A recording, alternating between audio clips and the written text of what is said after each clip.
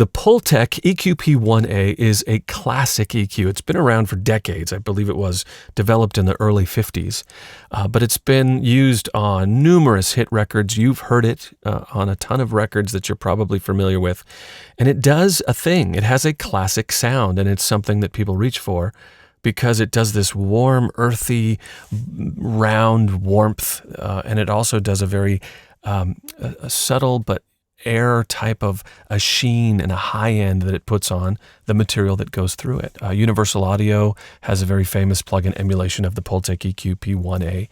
The thing that it's famous for, the Pultec sound, how do you do that? How do you use that best for voiceover? That's what I'm going to talk about in this video. Let's take a look.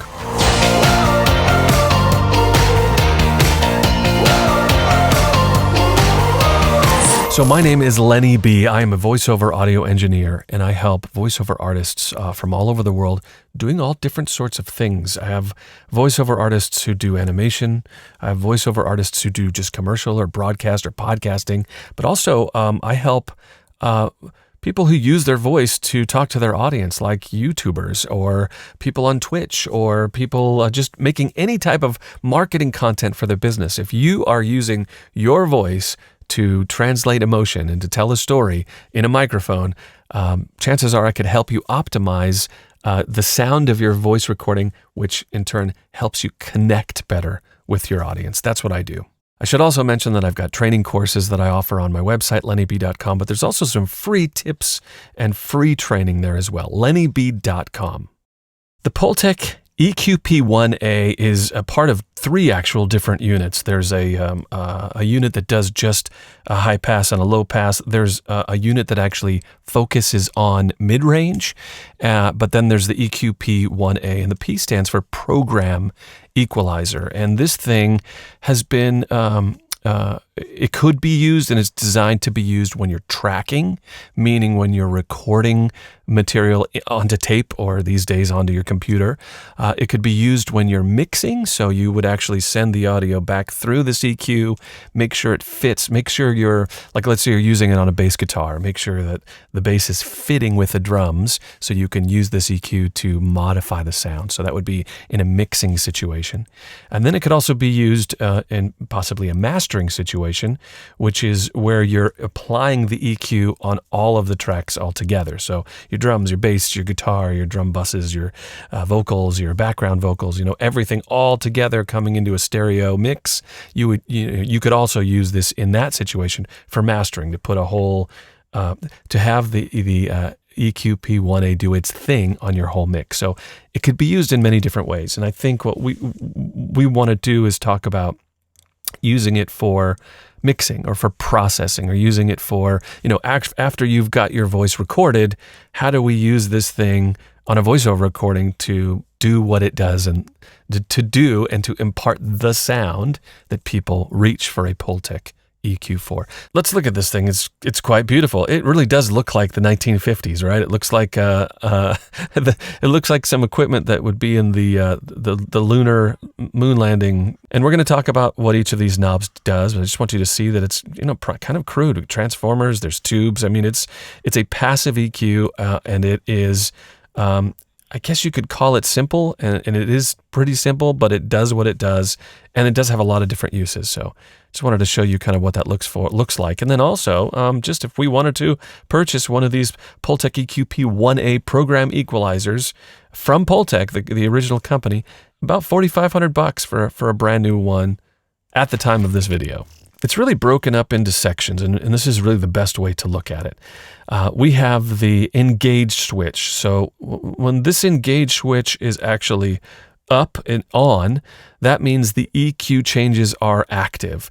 But when you disengage this switch and sound is going through it, even though the EQ changes aren't being applied, it still imparts a sound, and that's because it's analog gear, and the audio that was going through it when this switch was off or on, but when even when it was off, it is imparting a sound on the audio that went through the circuitry. Even if all of the settings were at 0 and it wasn't doing any EQing, it actually still had a sound, and you can see that in the meters a little bit. The plug-in modeling emulations also offer that as well. Then we have these first three controls. And these are the low frequencies. This is a low shelf, and we're going to talk about that. Then we've got kind of a mid and upper band. This is more of a parametric EQ. We've got the high shelf, and then we have the on and off and the output volume. So when it's off and the light is out, you are taking it out of the chain. My DAW of choice is Logic Pro. I love to use Macintosh, and I've used Logic, but I use all of the DAWs. I'm familiar with most of them. But the DAW really kind of doesn't matter too much here. I want to illustrate for you what this thing does. We are looking at, down here is the Pultec. It's the Universal Audio Pultec EQP-1A emulation. There's a legacy version, and the differences are very small. But so we're just looking at the regular UAD Pultec EQP-1A. I have a frequency analyzer here. This is a waves frequency analyzer, and it's going to help us in the first part of this deep dive here on this EQ. It's going to help us understand what it really does. And then on the left side here, I have it's a tone generator, basically makes noise that we're going to run through this system.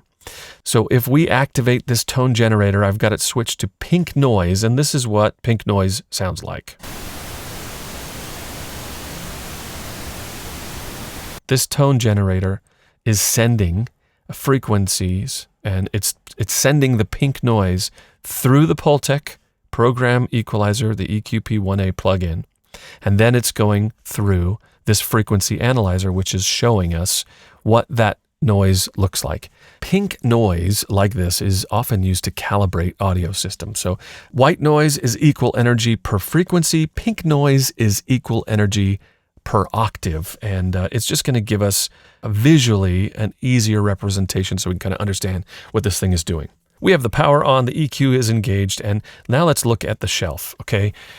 This low frequency is the center frequency for the high pass curve.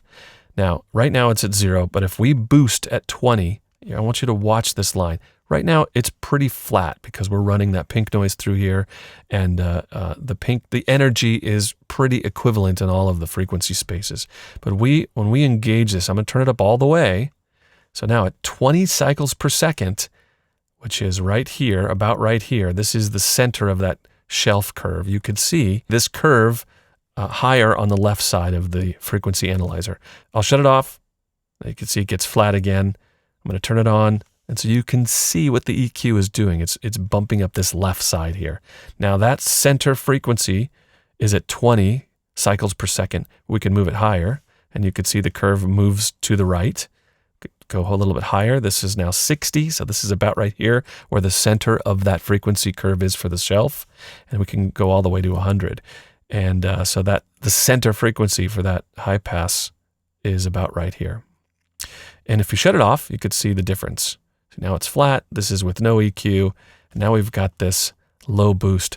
So what this is allowing us to do is get a visual, and we can kind of see what changes this EQ is making on the audio. And I know we're just putting noise through this right now. This way you can kind of see the shifts. And one thing that surprised me the first time I kind of realized this and saw and dug a little deeper into this EQ, I realized that they're broad sweeps. There's nothing very specific, and you're going to notice that as we continue. So these three controls here are the only things that affect the low shelf. Okay, so they're kind of paired, or they're grouped together.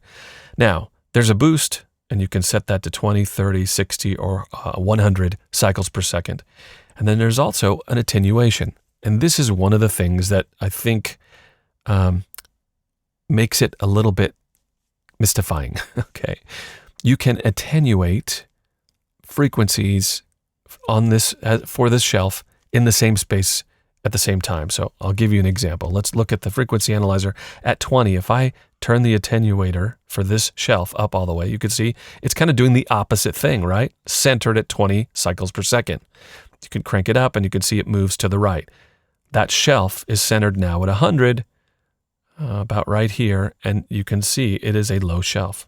Now, one of the really interesting things about this EQ is you can boost and attenuate at the same time, And actually, they tell you in the manual, in the original manual, it suggests not to do this. But people found, and the engineers and audio engineers found that when you do both, when you boost and attenuate that same frequency space, whatever the low frequency selector is set to, it does a kind of a magic thing. So it's like one of those happy accidents, right? I don't know if they actually intended for this to happen, but this is what happened, and I'm going to show you. Let's look at the visual. So let's go back now to flat.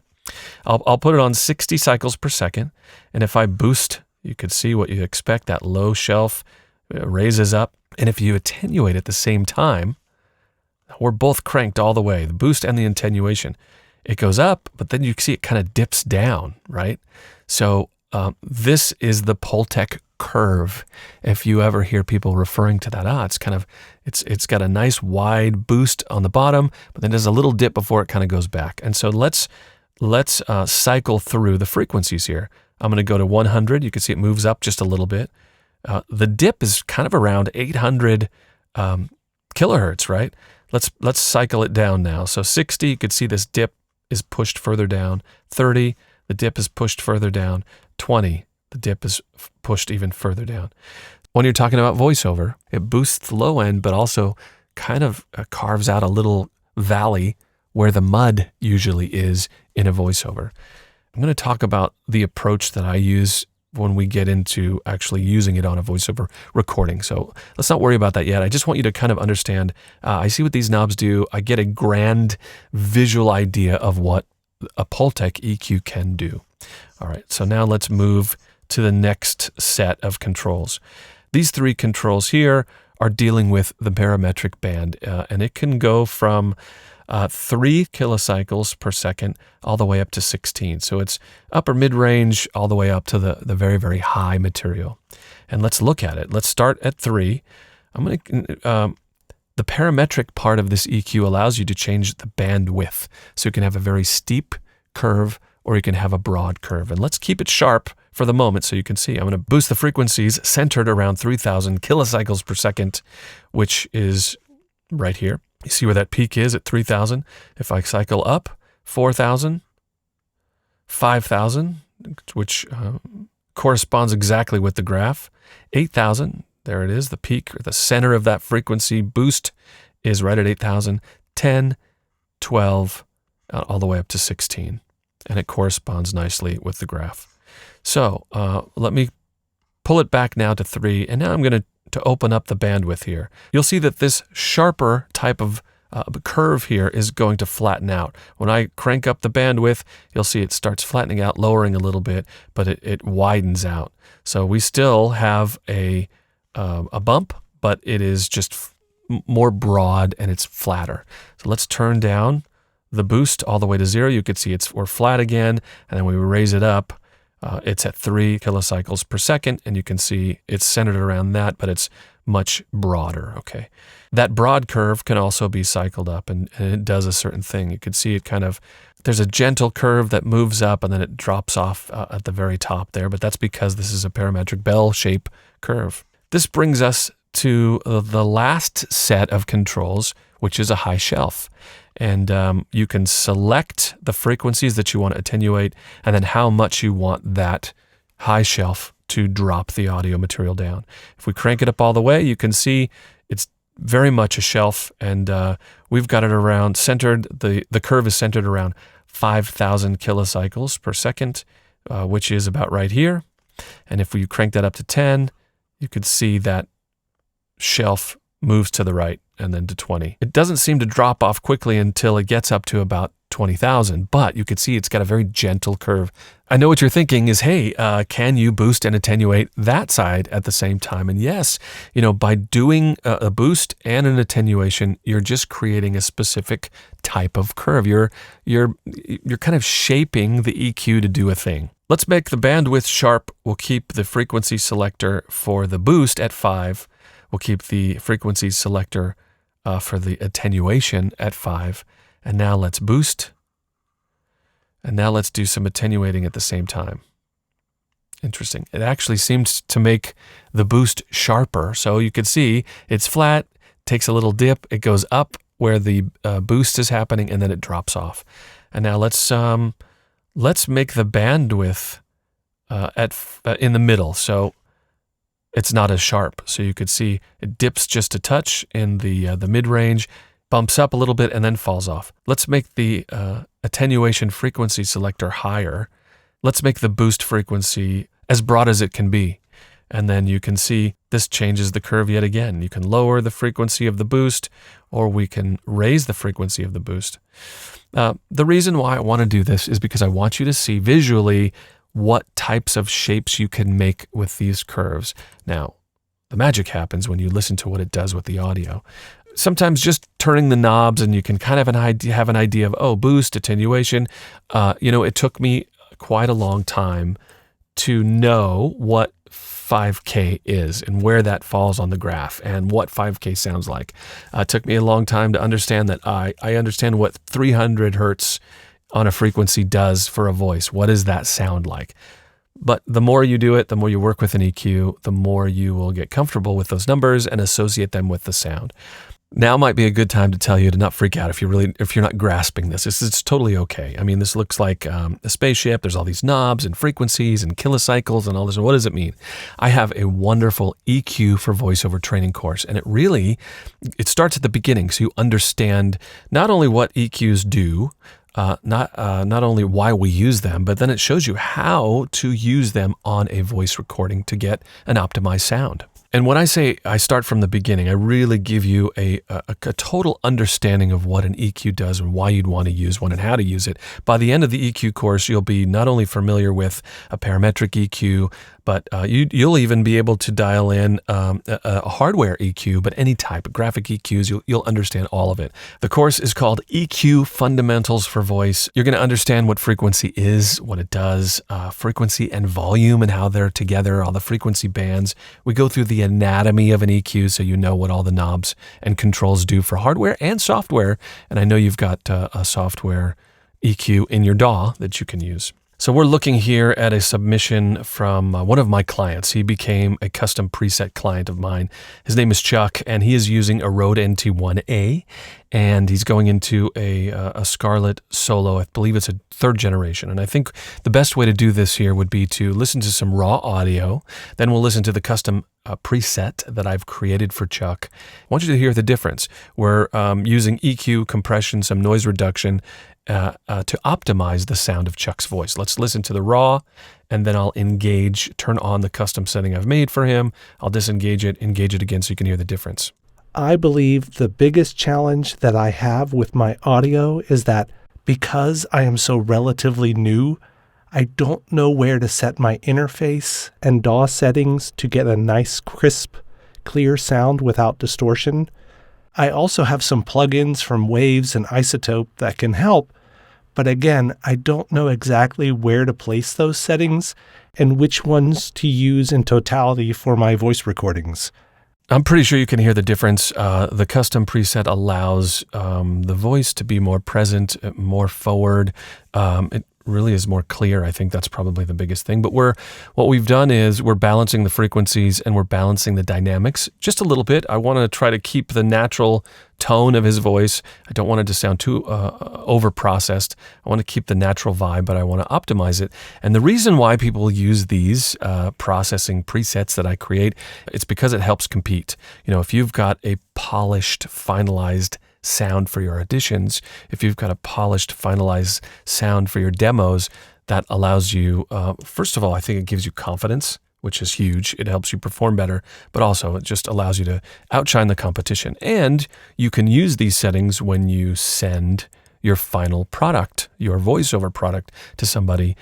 Yes, they may still require or ask that you send them raw files, but you could also send them the processed file as well and give them a choice.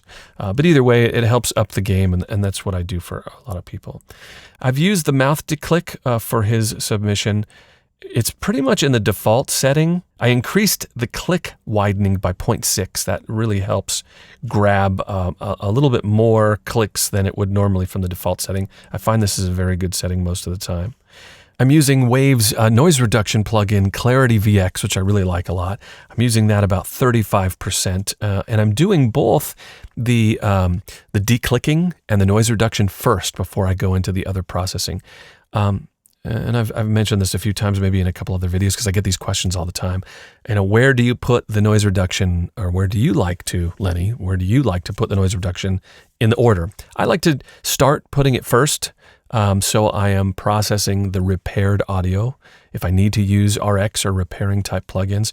But there's really no right answer as far as where to put it. It really is where it sounds the best. I find that most of the time to use a declicking or to use noise reduction or reverb removal plugins, if you have to use them, I use them as a last resort. But if I use them, I will usually put them first in the chain. There's no right or wrong way to do it. You put it where it sounds the best.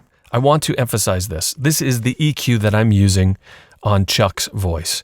There's a lot of EQ work here.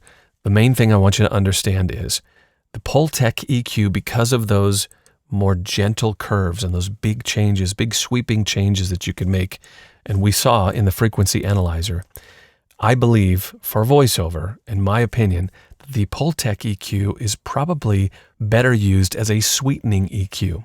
So this EQ that's on the screen here, this parametric EQ, you can get very detailed. This is a modern EQ. This is called the F6 from Waves. I've got 6 bands that I can work with, and you can get very surgical with these bands. I can do some really detailed fixing, meaning that I could balance the frequencies with this tool in detail. And that's what you want to do first. And if you are someone who's been through my EQ course, that's one of the things I talk about. There's EQ fixing that generally happens first, and then you do the sweetening, which is the type of EQ work that we would do with something like a Pultec EQ afterwards. And that may be even after some other processing like de-essing, some compression, maybe some saturation. It all depends. But the fixing EQ is really what you want to do to balance first. And then we use something like the Pultec EQ to sweeten things, to bump up the bass.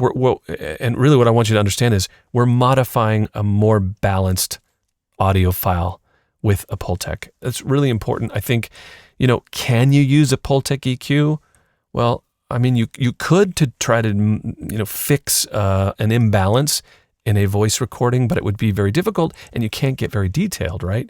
You saw even the sharp curve in that mid-frequency, even that wasn't that sharp. I can get really detailed and really sharp with a modern parametric EQ plugin like this one, this F6 from Waves. And then we are going into the Sheps Omni channel. If you're a fan of this YouTube channel, you know how much I adore this plugin because it's got a gate, it's got some saturation, a preamp, some filters. It's got 2 compressors. This is the first one. The other one I put at the end here. It has a Pultec-like EQ that you can use for sweetening. That's how I prefer to use this EQ. And then it's got 2 de-essers and a limiter. It's got just a ton of stuff. And this is one of the I think, a really valuable tool for such a great price. It's called the Waves Sheps Omni channel. And you'll have, you can get the details in the link. I'll put a link to this plugin. But I use this a lot to carve and shape and mold and process voice recordings because, again, you can get really detailed and it has so many. This in conjunction with the F6 really gives me all the tools that I need.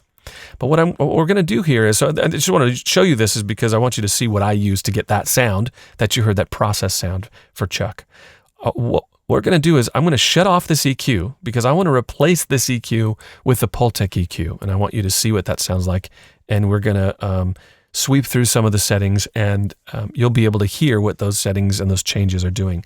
And then we can keep the de-esser on, but this last compressor is an opto compressor.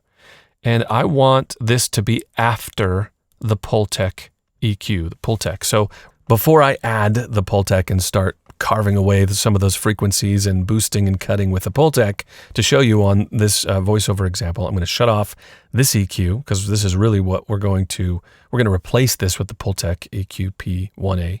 And then we are going to add this compressor later. So I'm shutting this off right now too. And you can see, so we've got the, just to kind of go through it again, mouth to click clarity, the F6, and here's that Sheps Omni channel that we just were looking at, but I've shut these 2 things off. Then we're going to go into the Pultec EQ and we'll walk through this and I'll modify this, but I just want you to see that we're also going to put at the end, after the Pultec EQ, I'm going to add, all these things are off, the gate's off, the compressor, the preamp, the EQ, de-esser is off, but the opto compressor is on again. So that last same opto compressor and its settings are placed here after the Pultec. Okay, we'll turn that on at the very end. I'll start with a low end boost and we'll go through some of the settings here and I'll describe what I'm hearing and I want you to kind of listen for it as well. So let's start by getting some of the processed audio, but we're removing that EQ in the Schoeps Omni channel. So it's processed up to where we would add an EQ like this. Let's take a listen so we kind of get that sounded back in our head. I believe the biggest challenge that I have with my audio is that because I am so relatively new. Still sounds pretty good. We've carved out with the F6, we've done the balancing. So now it sounds pretty balanced. We've got the mouth declick activated. We've got the noise reduction, the Clarity VX activated. We've got a little bit of VCA compression to balance out the dynamics. But now we want to add the thing. We want to add the sound that the Pultec EQ adds, and we'll start here with the low bottom end. So, and I should say this too before, because I can hear the comments already, which is okay. I just want to tell you that this is, many people may say, oh, that's too much bass, that's too boomy, or I don't know why you're doing that. That's way too overprocessed for a voiceover. It's okay. And the point is I want to show you what you can do with this thing. So I'm not saying you're wrong if you don't have it like this. This is just an example of me using the EQ, but the right answer is what you like. The right answer is the sound that you like. Would you use this much bass as we're going to put a bass boost on this here? Maybe not. But the point here is to illustrate what this thing can do. Okay, just want to make that clear, just so you understand my intention. All right, let's turn on the Pultec EQP-1A and we'll engage the changes. And we can start. Let's start at the very lowest shelf, the kilocycles per second down at 20, and let's slowly bring up and listen for that low end. Listen for that shelf rising, that low shelf, bringing that low energy. And I will point out one more thing. Let's go back to the studio rack real quick because this matters. You can see that I have cut off, let's see, what is this? I have cut off all the frequencies below 77 hertz. So there is a 12 decibel per octave. It's a high pass filter at 77 already. So, and I still want you to hear that low end. We're still setting this down at 20 because it's really more about the curve shape when you put this low frequency setting at 20. Okay, let's slowly fold this low boost into the audio as it's playing. I believe the biggest challenge that I have with my audio is that because I am so relatively new, you're starting to hear that low warmth, that bottom end, that earthy sub-low kind of sweep in underneath there. And it's more of kind of a feeling. It is going to depend on the type of speakers that you're listening to. But let's put it at about 5 and I'll turn this on and off so you can hear the difference. I believe the biggest challenge that I have with my audio is that because I am so relatively new, I don't know where to set my interface and DAW settings to get a nice, crisp, clear sound without distortion. I want to try some of the other frequency settings, and I think some of the higher frequency settings for this low shelf will bring in more low frequencies, but then that it becomes a little bit muddy, and then we can use the attenuation on that low frequency shelf to carve out some of that mud. If you think back here, maybe I'll put it back on the screen. Yeah, you can see that that particular curve is what we're looking for, and we're going to add here. So let's put some of that on.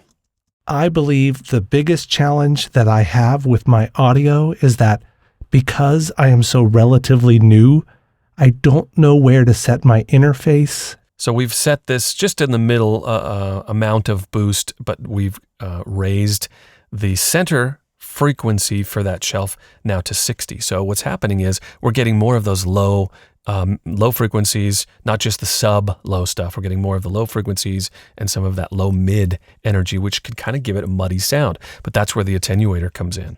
I believe the biggest challenge that I have with my audio is that because I am so relatively new, I don't know where to set my interface and DAW settings to get a nice, crisp, clear sound without distortion. Now what I want to do is I'll engage and disengage just this low shelf with the attenuation now at the 60. Actually, let's put it up to 100, see what that sounds like. I believe the biggest challenge that I have with my audio is that because I am so relatively new. All right, now let's toggle it on and off. So we've bumped that frequency up to 100, but I'm attenuating, so we're getting that dip that you saw, that little dip. And let's turn it on and off and see what the difference sounds like. I believe the biggest challenge that I have with my audio is that because I am so relatively new, I don't know where to set my interface. This might be too much for some people. It might be too boomy. It may not sound great to you. I just want you to understand what the Pultec EQP-1A does and why people use it. And that little magic boosting the warmth and the feel while getting rid of the mud is the Pultec curve. That is what a lot of people use this for. Now, think about it.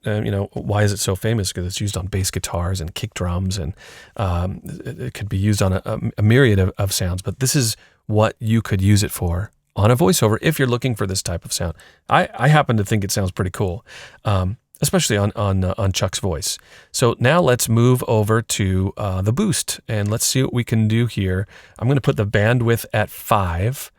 Let's keep it at 8 kilocycles per second, and we're going to boost and slowly bring that boost in and hear the air, hear the upper frequencies of that, the bell. So this isn't a shelf. This particular parametric EQ is a bell. I believe the biggest challenge that I have with my audio is that because I am so relatively new, I don't know where to set my interface and DAW settings to get a nice, crisp, clear sound without distortion. Let's cycle through all the frequencies, and even we'll end up a little bit higher than 8 and see what that sounds like. I believe the biggest challenge that I have with my audio is that because I am so relatively new, I don't know where to set my interface and DAW settings to get a nice, crisp, clear sound without distortion. I also have some plugins from Waves and Isotope that can help, but again, I don't know exactly where to place those settings. It's really interesting is even with large increases and like a large boost, and we're cycling through, it's kind of hard to make this thing not sound good, right? It just sounds kind of different.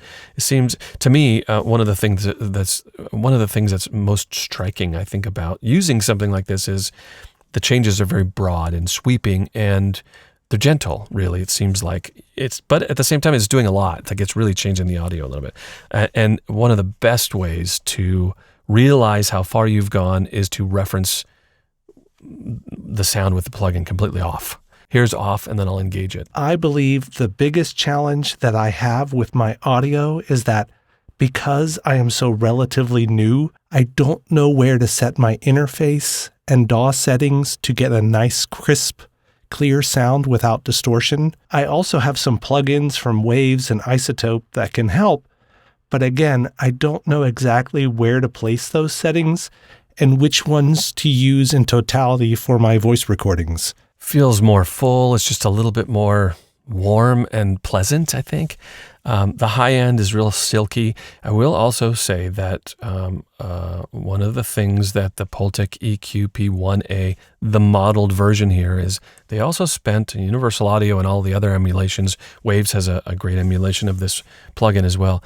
They really spend a lot of time capturing the saturation and capturing the little bit of analog warmth and saturation that using this EQ adds. And that's one of the reasons why they've included this output volume here, because if you crank, if you're boosting a lot of low frequencies, boosting a lot of high frequencies, you can pull back the output volume so your gain staging to be the same. So now let's actually look at that. We'll keep it off here, and you'll see this should be pretty similar. We'll engage it, and we'll make sure that the output, the peak output, is still very similar. I believe the biggest challenge that I have with my audio is that because I am so relatively new, I don't know where to set my interface and DAW settings to get a nice, crisp, clear sound without distortion. Let's keep everything where it is, but I just want to show you how you can use this high shelf to really tame or get rid of quite a bit of high material. It does a good job.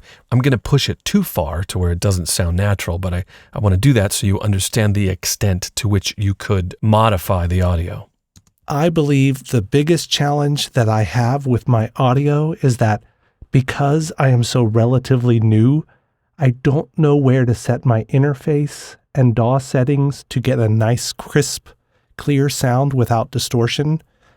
I also have some plugins from Waves and Isotope that can help, but again, I don't know exactly where to place those settings and which ones to use in totality for my voice recordings. I was playing around a little bit here, and so what I've done is I've made the bandwidth a little sharper. I've cranked it up to 10K, so we're getting that high shelf band up on the top and doing quite a bit of boosting.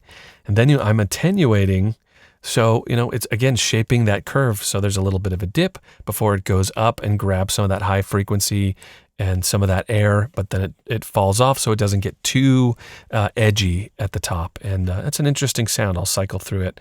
We'll start with it off and then I'll engage it again. I believe the biggest challenge that I have with my audio is that because I am so relatively new, I don't know where to set my interface.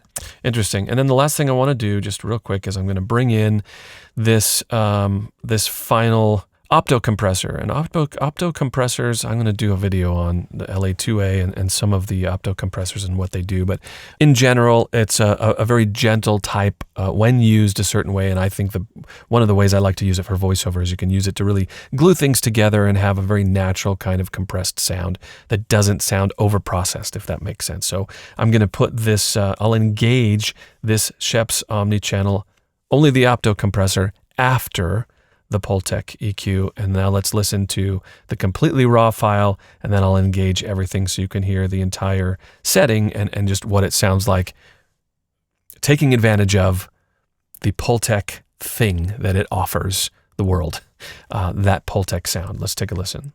I believe the biggest challenge that I have with my audio is that because I am so relatively new, I don't know where to set my interface and DAW settings to get a nice, crisp, clear sound without distortion.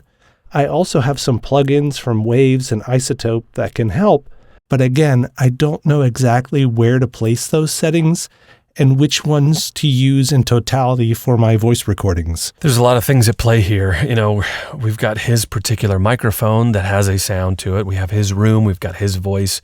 There's a lot of processing taking place, but I try to approach it to where I bring out the pleasant parts of the voice. We do some fixing to balance the room, but I want to bring out some of the pleasant parts of his voice. And the whole drive, the whole reason for turning a knob one way and not the other, or vice versa, is to try to allow Chuck or anybody that I work with to make a better and stronger emotional connection with their message. Because really, that's what this is all about. Unless you're doing some type of a style of processing and you want a particular sound, the whole idea here is to make it to where your message and the story that you're telling has an impact on the listener. And it's the direction that I go when I am processing audio. You may have some questions. By all means, please leave me questions. I love to answer the questions, and it also gives me a good idea of what to do some more videos about and go deeper. I'm going to do much more on EQ and some other plugins. Like I said, the Pultec is kind of that Pultec family. There's a mid EQ and a filter too, which are awesome, and they do their own thing as well. Maybe we'll talk about that soon. If you feel like this is just a little bit too confusing, but you're interested in this subject and you want to learn more about the subject of EQing for voiceover, please check out my course. I think you'll find a lot of value in it. It's very reasonably priced, and you can get the details on my website, lennyb.com. I'm going to put the link to that course in the description of this video. Send me your questions about the Pultec EQ, how to use it, how not to use it.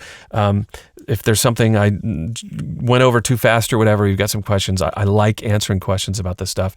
I also want to invite you to check out my website, because there's a bunch of free courses up there as well. lennyb.com. I have free courses on EQ, and I've got a bio writing course, which is an introduction to marketing for voiceover.